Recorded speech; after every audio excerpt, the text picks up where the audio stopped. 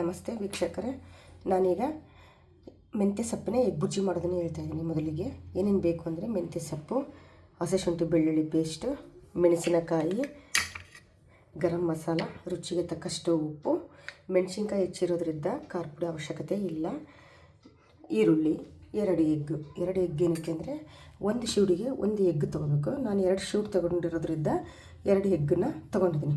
ನೀವು ಮೆಂತ್ಯ ಸೊಪ್ಪು ಯಾವ ರೀತಿ ಮಾಡಬೇಕು ಅಂದರೆ ಯಾವುದೇ ರೀತಿ ಸೊಪ್ಪನ್ನು ಮಾತ್ರ ನೀವು ಹೆಚ್ಕೋಬೇಕು, ಕಡ್ಡಿ ಮಾತ್ರ ಯಾವುದೇ ಕಾರಣಕ್ಕೂ ಹೆಚ್ಕೋಬೇಡ್ರಿ, ಏಕೆಂದರೆ ಅದು ಸರಿಯಾಗಿ ಬೇಯೋದಿಲ್ಲಲ್ಲ.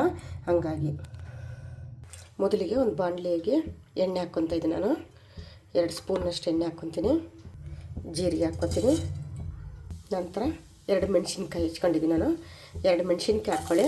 ಬೇಕು ಅಂದರೆ ಖಾರ ಇಲ್ಲ ಅಂದರೆ ಖಾರ ಪುಡಿ ಹಾಕ್ಕೊಬೋದು. ಈಗ ನಾವು ಮೆಣಸಿನ್ಕಾಯಿನ ಚೆನ್ನಾಗಿ ಹುರ್ಕೋಬೇಕು, ಯಾಕಂದರೆ ಖಾರ ಬಿಡಲೇಬೇಕಿದು. ಟೇಸ್ಟ್ ಬೇಕು ಅಂದರೆ ನಮಗೆ ಖಾರ ಬಿಡಬೇಕು, ಅದಕ್ಕೋಸ್ಕರ ಈಗ ಹಸಿ ಶುಂಠಿ ಬೆಳ್ಳುಳ್ಳಿ ಪೇಸ್ಟ್ ಹಾಕ್ತಾಯಿದ್ದೀನಿ. ನಂತರ ಒಂದು ಈರುಳ್ಳಿ ಹೆಚ್ಕೊಂಡಿದ್ರಲ್ಲ, ಈರುಳ್ಳಿ ಹಾಕ್ಕೊತೀನಿ. ಇದನ್ನು ನಾವು ಚೆನ್ನಾಗಿ ಬೇಯಿಸ್ಕೋಬೇಕು. ಈಗ ನಾನು ಗರಂ ಮಸಾಲ ಮತ್ತು ರುಚಿಗೆ ತಕ್ಕಷ್ಟು ಉಪ್ಪು ಹಾಕ್ಕೊತಾ ಇದ್ದೀನಿ.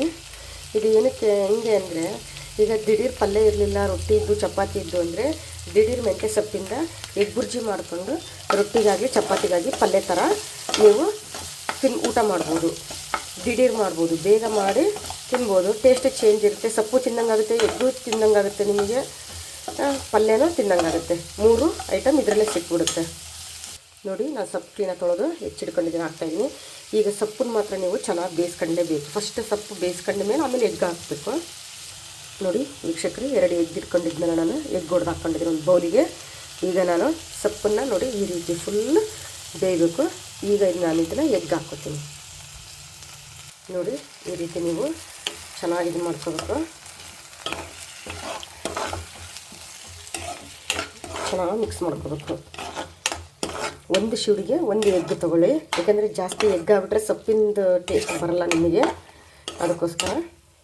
ನೋಡಿ ಈ ರೀತಿ ಗ್ಯಾಸ್ ಸಿಮ್ಮಲ್ಲೇ ಇಟ್ಕೊಂಡು ನೀವು ಬುರ್ಜಿ ಮಾಡ್ಕೋಬೇಕು. ನೋಡಿ ಈ ರೀತಿಯಾಗಿದೆ. ನೋಡಿ ವೀಕ್ಷಕರೇ,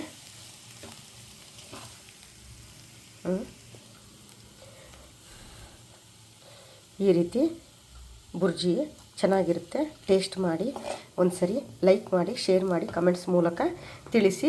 ದಿಢೀರ್ ಮಾಡ್ಬೋದು. ನೋಡಿ, ಇದು ಒಂಥರ ಇದು ಉದ್ಕ ಮುದ್ದೆದು ಸಬ್ಬೆ ಸೊಪ್ಪಿಂದ ಉದ್ಕ ಮುದ್ದೆ ಮಾಡ್ತೀವಲ್ಲ, ಆ ರೀತಿ ಒಂಥರ ನೋಡ್ಲಿಕ್ಕೆ ಆ ಥರ ಅನಿಸುತ್ತೆ. ಬಟ್ ಟೇಸ್ಟ್ ಮಾತ್ರ ಭಾಳ ಚೆನ್ನಾಗಿರುತ್ತೆ. ಉಪ್ಪು ಕಡಿಮೆ ಆದರೆ ಸ್ವಲ್ಪ ಮೇಲ್ಗಡೆ ಉಪ್ಪು ಹಾಕ್ಕೊಳ್ರಿ, ರುಚಿಗೆ ತಕ್ಕಷ್ಟು ಉಪ್ಪನ್ನ ನೀವು ಹಾಕ್ಕೊಳ್ರಿ. ನೋಡಿ ಈ ರೀತಿ ಚೆನ್ನಾಗಿರುತ್ತೆ. ಒಂದು ಸರಿ ಲೈಕ್ ಮಾಡಿ, ಶೇರ್ ಮಾಡಿ, ಕಮೆಂಟ್ಸ್ ಮೂಲಕ ನಿಮ್ಮ ಅಭಿಪ್ರಾಯವನ್ನು ತಿಳಿಸಿ. ಸಬ್ಸ್ಕ್ರೈಬ್ ಆಗಿ. Thank you.